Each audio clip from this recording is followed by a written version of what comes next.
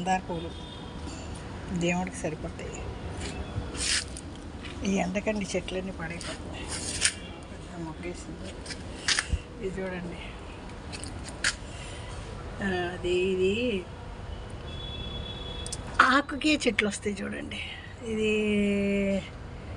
దీని పేరు ఏదో ఉందండి. ఇది గాల్ బ్లాడర్ స్టోన్కి జ్యూస్ తాగితే మంచిది అంటున్నారు. చూసారా, ఒక చెట్టు పడి దీంట్లోపల పడి మళ్ళీ మొక్కలు వచ్చేస్తుంది. ఇది రణపాలనుకుంటా అండి. ఫ్లవర్ కూడా ఆరెంజ్ కలర్ ఫ్లవర్ వస్తుంది కొంచెం ముదిరితే. ఇది దోసపాదు ఏదో పెట్టింది మా అమ్మాయి.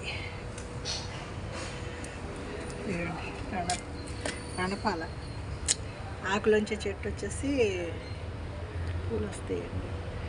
ఇది చిలకడ దుంప చెట్టు అదండి. ములక్కాయలు కాపించింది. ఇదిగో ఇక్కడ ఒక ములక్కాయ, అది ఒక పక్కన అపార్ట్మెంట్లో ఆఫీసులు ఉన్నాయండి. అవి అక్కడ ఒక ములక్కాయ కాసింది. చూసారా, 2 ములక్కాయలు కాసినాయి. అప్పుడప్పుడు ములకకు పోయినసారి అట్టిగెల్ల కాపించిందండి. అమృతమణి ఇంకా అట్టుపళ్ళు అంటుకుంటే రాలిపోయినాయి. గల వీళ్ళకి తెలియలేదు, బాగా ముగ్గిపోయినాయి.